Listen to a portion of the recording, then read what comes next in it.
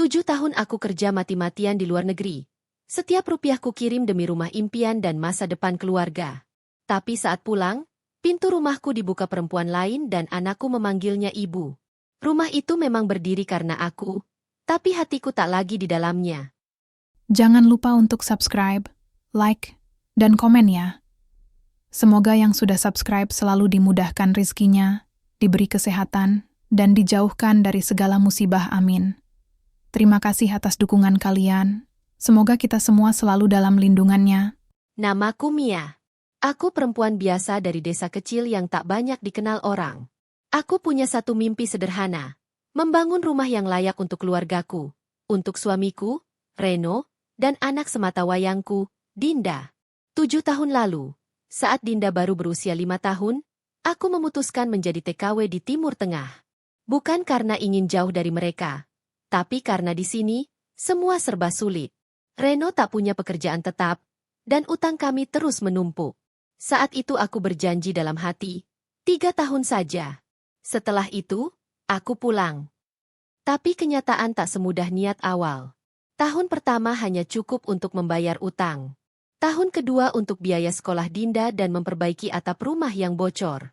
Tahun ketiga, aku nyaris pulang, tapi Reno bilang, tahan sebentar lagi, Mia. Kalau bisa bangun rumah sekalian, biar gak ngontrak lagi. Dan aku menurut. Aku bekerja siang malam. Mengabaikan lelah, menahan rindu. Setiap gaji ku perinci dalam catatan, setiap rupiah ku kirim dengan harapan. Di tiap video call, Dinda makin besar, makin cantik, makin jauh. Aku hanya bisa memandangi layar. Menyentuh wajahnya lewat kaca dingin handphone. Reno pun makin jarang bicara. Tapi aku pikir, mungkin dia lelah. Mungkin sedang banyak urusan. Aku tidak curiga. Aku hanya percaya. Dan hari ini, setelah 7 tahun, aku berdiri di depan pintu rumah yang dulu hanya ada di mimpi. Rumah yang kubangun dari peluh dan air mata. Aku pulang. Tapi aku tak tahu, apakah rumah ini masih mengenal siapa aku. Aku berdiri cukup lama di depan pagar rumah yang dulu hanya berupa sketsa dalam hayalku. Kini bangunannya nyata, cat putih mengkilap, pagar besi hitam, dan teras luas dengan kursi rotan cantik. Semua ini adalah hasil keringatku. Tapi entah mengapa, langkahku terasa berat. Aku tidak memberi kabar kepulangan ini. Kupikir, akan menyenangkan memberi kejutan. Aku membayangkan Dinda memelukku sambil menangis. Reno memelukku erat. Semua kerinduan akan meledak dalam pelukan keluarga kecilku. Namun yang kudapat justru keheningan. Pagar itu terbuka.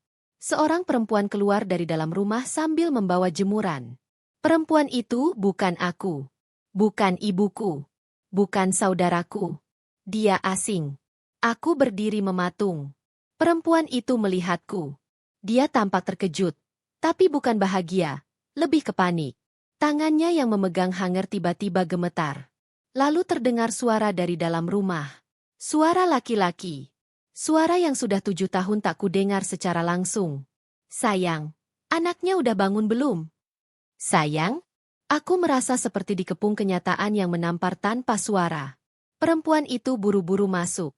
Suara pintu ditutup cepat, tirai jendela digeser pelan. Tak ada yang keluar menyambutku. Aku berdiri di depan rumahku sendiri. Tapi aku merasa ini bukan rumahku lagi. Aku masih berdiri di luar pagar. Jantungku berdegup tidak karuan. Rumah itu seolah memelototiku. Padahal dulu aku yang membangunnya dari nol. Tak lama, pintu terbuka kembali. Kali ini, seorang anak perempuan keluar, usia sekitar 12 tahun. Langkahnya ringan. Wajahnya mirip sekali dengan Reno dan denganku. Itu Dinda. Aku ingin berlari memeluknya. Tapi langkahku tertahan. Ia tak melihatku, malah menghampiri perempuan tadi. Perempuan yang membawa jemuran. Ibu, bajuku mana yang warna biru? Katanya dengan suara manja. Ibu? Aku terdiam. Dunia seakan berhenti bergerak. Kata itu keluar dari mulut Dinda. Bukan untukku, tapi untuk wanita asing itu. Perempuan itu menjawab sambil tersenyum.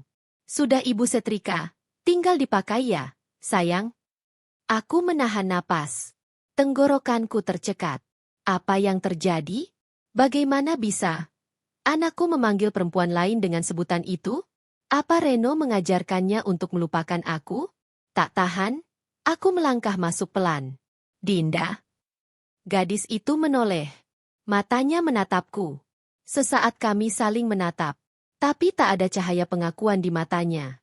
Ia tampak bingung, lalu bersembunyi di belakang perempuan itu. Ia tak mengenaliku. Anakku sendiri tak mengenaliku. Langkahku terasa kosong saat menapaki halaman rumah yang dulu hanya berupa imajinasi. Tapi kini, setiap ubinnya terasa asing. Jarak antara aku dan pintu depan hanya beberapa meter, tapi rasanya seperti puluhan tahun. Lalu, pintu terbuka. Reno, suamiku, muncul di ambang pintu. Tubuhnya masih tegap, tapi wajahnya tampak terkejut saat melihatku. Ia menatapku lama, seolah sedang memastikan apakah benar yang ia lihat adalah aku. Mia? Katanya pelan, nyaris berbisik. Aku tersenyum kecil, menahan guncangan di dada. Iya, Ren. Aku pulang.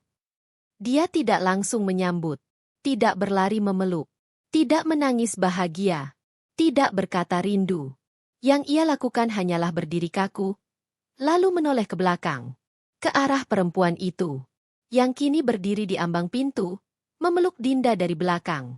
Mereka bertiga, di pintu rumahku, yang dulu kubangun untukku dan Reno. Dan aku berdiri di luar, sendiri, seperti tamu, di rumahku sendiri. Reno akhirnya berkata, dengan suara yang pelan tapi menusuk. Mia, kamu nggak kasih kabar. Aku hanya mampu menjawab lirih. Aku cuma ingin pulang. Lihat rumah yang aku bangun. Keluarga yang aku rindukan.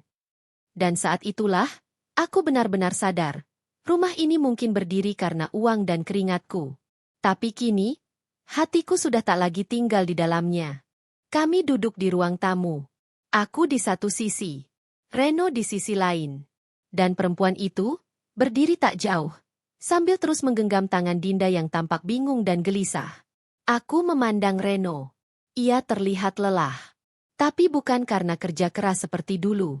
Wajahnya membawa beban yang berbeda. Beban yang dipilihnya sendiri. Aku masih istrimu, kan? Tanyaku perlahan. Reno diam. Tatapannya tak berani bertemu mataku. Aku tidak pernah tanda tangan surat cerai. Kamu juga tidak pernah bilang ingin pisah. Suaraku mulai bergetar, tapi aku menahannya. Ia menghela napas. Aku pikir kamu gak akan pulang lagi, Mia. Aku tersenyum miris. Jadi karena aku lama, kamu anggap aku hilang? Mati. Perempuan itu akhirnya angkat suara. Suaranya lembut, hampir bersalah. Kami tidak pernah ingin menyakitimu, Mia. Aku menoleh padanya. Ingin marah, tapi tidak bisa. Aku terlalu lelah untuk membenci. Aku pergi bukan karena ingin lari dari keluarga, tapi untuk membangunnya. Tapi pulang-pulang, aku bahkan tak diakui.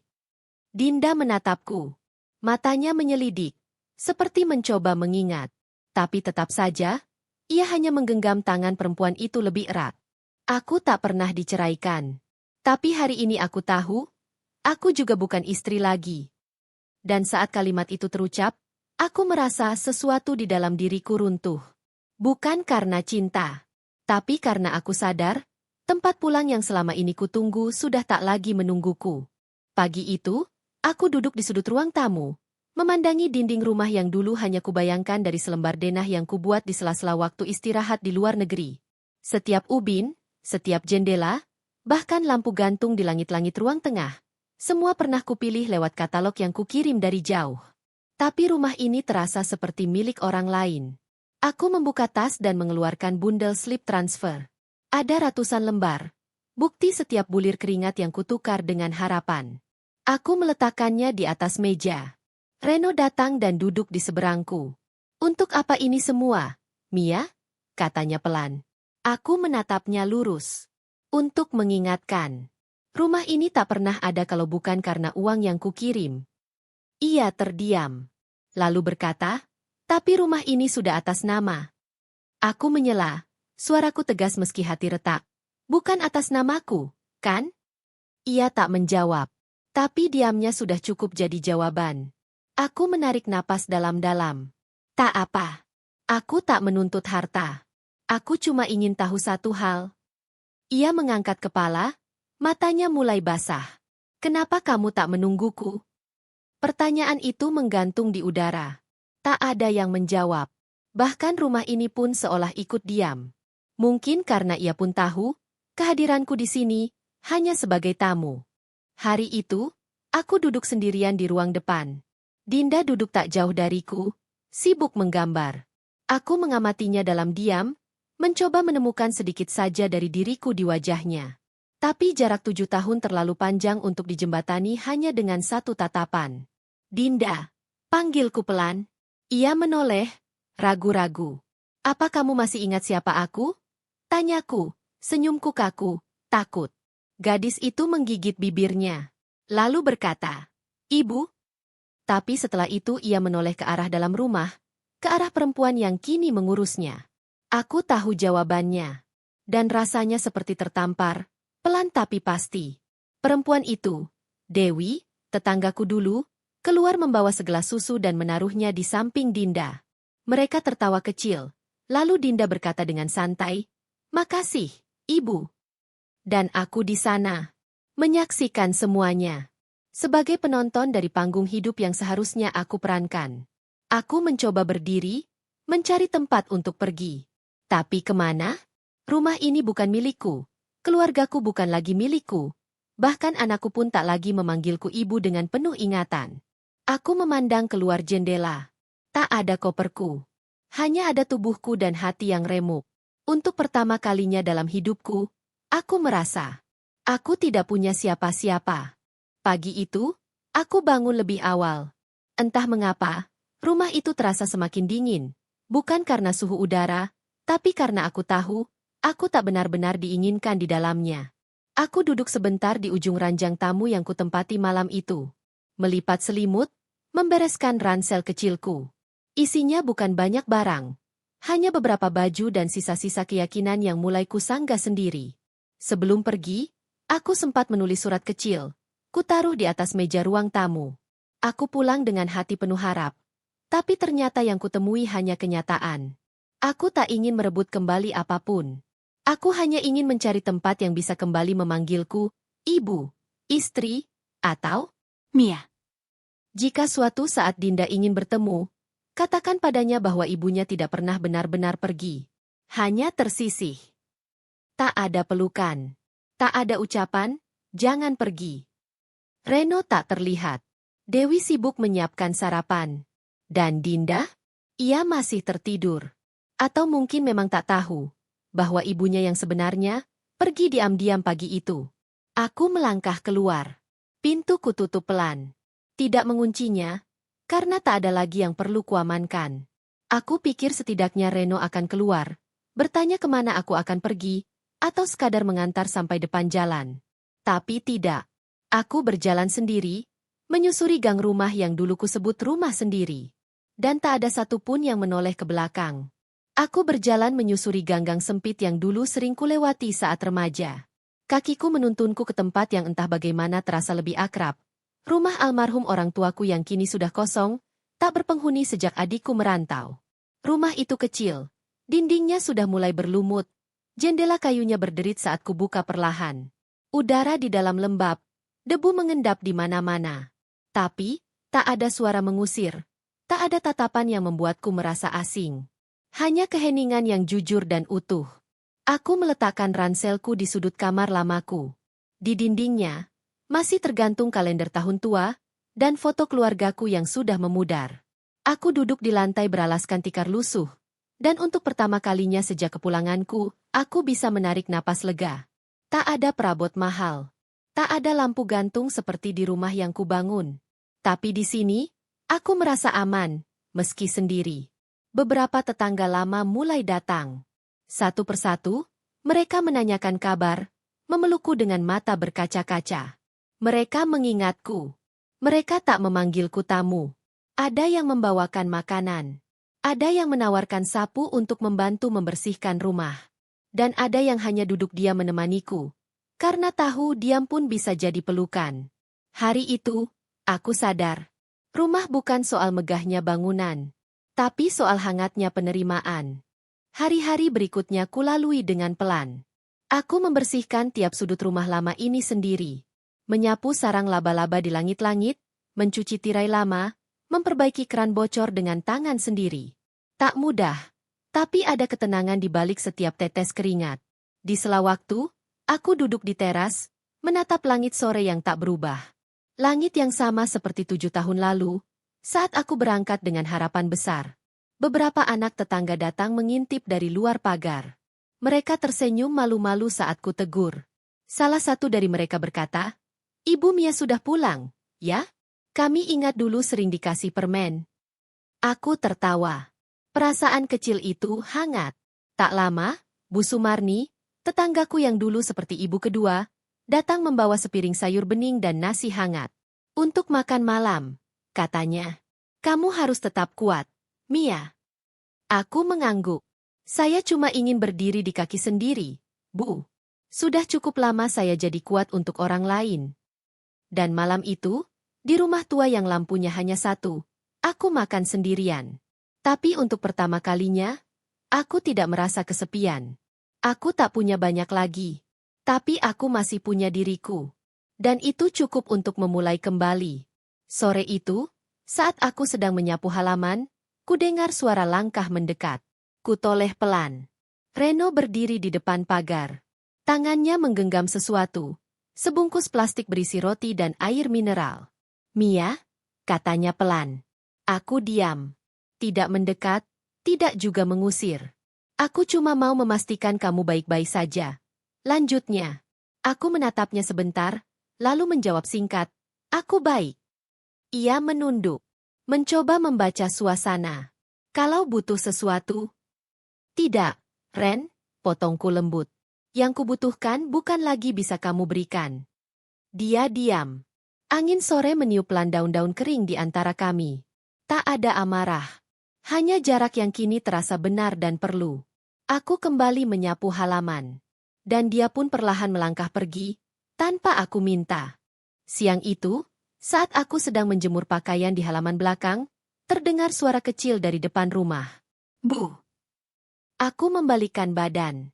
Di sana, berdiri Dinda, putriku, memakai seragam sekolah. Matanya ragu-ragu, tapi ada sesuatu di sana yang tak kulihat sejak aku pulang. Kerinduan. Aku buru-buru menghampirinya. "Dinda." Ia hanya berdiri diam. Setelah hening sesaat, ia bertanya pelan, "Kenapa ibu ninggalin aku selama itu?" Aku terdiam. Tak pernah menyangka pertanyaan itu akan datang dari bibirnya yang mungil. Aku menunduk, berusaha tak menangis. "Karena ibu ingin kamu hidup lebih baik. Nak, ibu pikir dengan uang, kamu bisa sekolah tinggi, makan enak, punya masa depan cerah. Tapi ibu lupa yang paling kamu butuhkan ternyata bukan itu." Dinda menatapku, matanya mulai basah. "Ibu masih sayang aku?" Aku tak menjawab. Aku hanya memeluknya erat. Sangat erat. Karena tak ada kata yang bisa lebih kuat dari pelukan seorang ibu yang akhirnya menemukan kembali anaknya. Sejak hari itu, Dinda mulai sering datang diam-diam ke rumah kecilku. Kami tak bicara banyak, tapi cukup. Kadang ia membantuku menyapu halaman. Kadang hanya duduk di teras memandangi langit sambil makan pisang goreng. Tapi hubungan kami harus tetap sembunyi. Dinda selalu pulang sebelum maghrib. Takut ayahnya atau ibu barunya curiga. Aku tak menahannya. Aku tahu, terlalu banyak perubahan bisa mengacaukan dunia kecilnya. Suatu sore, ia berkata lirih, "Bu, aku suka di sini. Rasanya tenang. Nggak kayak di rumah sana." Aku tersenyum, meski dalam hati rasanya seperti tersayat. Rumah yang dulu kubangun untuknya, kini tak membuatnya merasa utuh. Namun aku tahu, tidak semua luka bisa disembuhkan sekaligus. Kadang, cukup dengan hadir, cukup dengan duduk berdampingan, itu sudah menyembuhkan. Dan hari itu aku sadar, meskipun dunia tak lagi senyaman dulu, hubungan antara aku dan Dinda masih punya ruang untuk tumbuh kembali. Hari itu Dinda datang lebih siang dari biasanya. Kami duduk di dapur sambil membuat teh manis dan menyiapkan kue kesukaannya, kue ketawa. Kami tertawa pelan, menikmati kebersamaan kecil yang sangat sederhana tapi penuh makna. Namun, saat Dinda hendak pulang, langkahnya terhenti di ambang pintu. Di luar, berdiri Dewi, perempuan yang kini dipanggil Ibu oleh anakku. Aku menahan napas. Dinda pun diam, menunduk. Aku menatap Dewi, siap untuk omelan, kemarahan, atau kalimat menyakitkan. Tapi yang kudengar hanya satu kalimat pelan. Jadi ini, yang dia cari setiap pulang sekolah. Dewi masuk perlahan. Wajahnya tidak marah, lebih ke letih. Aku tahu aku bukan ibunya, katanya lirih. Tapi selama kamu gak ada, aku yang temani dia. Aku yang lap air matanya saat dia mimpi buruk dan nyari nama kamu. Aku tak menjawab. Karena dalam kata-katanya, aku juga menemukan kesedihan. Tapi Mia, lanjutnya, kalau Dinda bahagia bisa ketemu kamu, aku gak akan larang. Mataku basah. Kalimat itu tak kuduga. Bukan karena Dewi baik, tapi karena barangkali, ia juga sama hancurnya sepertiku. Hari itu, untuk pertama kalinya kami berdiri bertiga. Bukan sebagai musuh, tapi sebagai tiga perempuan, sama-sama lelah, sama-sama ingin dicintai dengan cara yang benar. Sore itu Reno datang. Kali ini bukan dengan roti plastik atau sekadar basa-basi. Ia membawa map coklat dan wajah yang lebih tenang daripada sebelumnya. Mia, katanya sambil duduk di teras rumah lamaku, aku pikir-pikir lagi, rumah itu memang kamu yang bangun. Dari awal. Dengan uangmu, dengan pengorbananmu. Ia membuka map itu, menunjukkan lembaran sertifikat dan surat-surat rumah. Aku mau alihkan atas namanya ke kamu. Rumah itu milikmu. Aku menatapnya. Ada sebersit getar di hati, tapi bukan karena bahagia, lebih karena campuran getir dan hampa. Rumah itu memang hasil keringatku, Ren, kataku perlahan. Tapi isinya, dindingnya, bahkan udaranya sekarang sudah penuh kenangan orang lain. Aku nggak butuh tembok. Aku butuh tenang. Reno terdiam. Aku tahu, ia menyesal. Tapi aku juga tahu, penyesalan tidak selalu bisa mengembalikan apa yang sudah hilang. Aku sudah bangun rumah baru. Lanjutku sambil tersenyum kecil. Bukan dari bata dan semen, tapi dari hati yang sedang kubentuk kembali, pelan-pelan. Reno hanya mengangguk. Mungkin, itu caranya bilang, maaf. Dan mungkin juga, itu tanda bahwa akhirnya dia tahu, aku tak akan kembali. Setelah semua luka, aku tahu satu hal yang pasti, hidup tak akan berhenti hanya karena kita dikhianati. Aku mulai menjual makanan ringan di depan rumah. Awalnya hanya gorengan dan keripik singkong. Kupajang di meja sederhana, dengan tulisan tangan di kardus bekas, jajanan Mia hangat jujur. Tetangga-tetangga mulai berdatangan. Ada yang beli, ada yang sekadar menyapa, bahkan ada yang menanyakan resep. Rasanya seperti membuka kembali halaman baru dalam buku hidupku. Halaman yang kutulis sendiri, tanpa ditentukan siapapun. Dinda kadang datang membantu sepulang sekolah. Ia mencatat pesanan, membungkus makanan, dan sesekali mengeluh soal PR matematika. Aku tak pernah menyangka akan merasakan momen ini.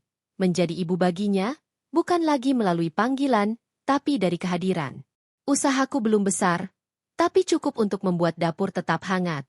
Dan lebih penting lagi, aku tak perlu lagi bergantung pada siapapun untuk merasa berharga.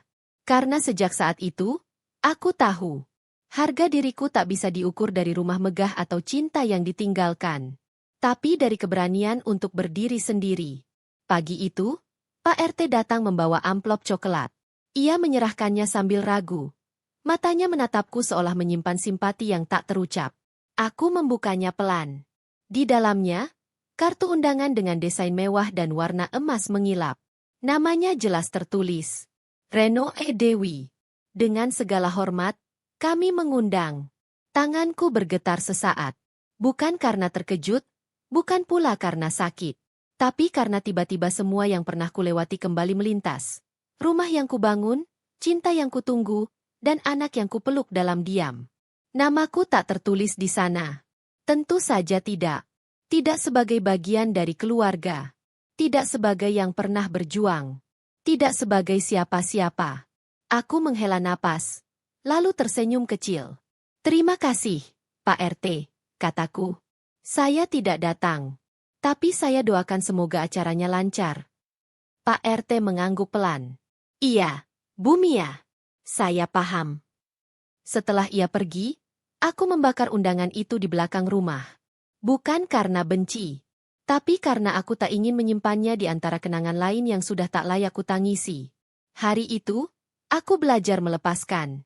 Dan rasanya, ringan sekali. Sore itu langit mendung. Hujan belum turun, tapi angin terasa dingin menusuk. Aku sedang membereskan sisa jualan ketika terdengar ketukan tergesa di pintu depan. Kubuka, dan di sana berdiri Dinda. Basah, matanya merah, napasnya tak teratur.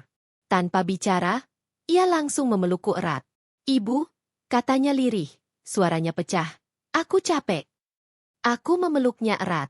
Tubuh kecilnya gemetar. Ada apa, nak? Tanyaku pelan. Ia menggeleng, lalu berkata pelan di antara isak. Aku nggak ngerti. Di rumah itu semuanya serba lengkap, tapi rasanya kosong. Aku rindu ibu yang dulu, ibu yang peluk aku waktu sakit, yang doain aku sebelum tidur. Aku tak bisa berkata apa-apa. Yang kulakukan hanya mengelus rambutnya, membiarkannya menangis di pelukanku. Dalam hati, aku tahu, tak semua yang hilang bisa kembali. Tapi kasih ibu, meski sempat tertimbun waktu, akan selalu menemukan jalannya pulang. Dan saat Dinda menatapku lagi, kali ini dengan mata lembut dan hangat, ia berkata, boleh aku sering ke sini, Bu?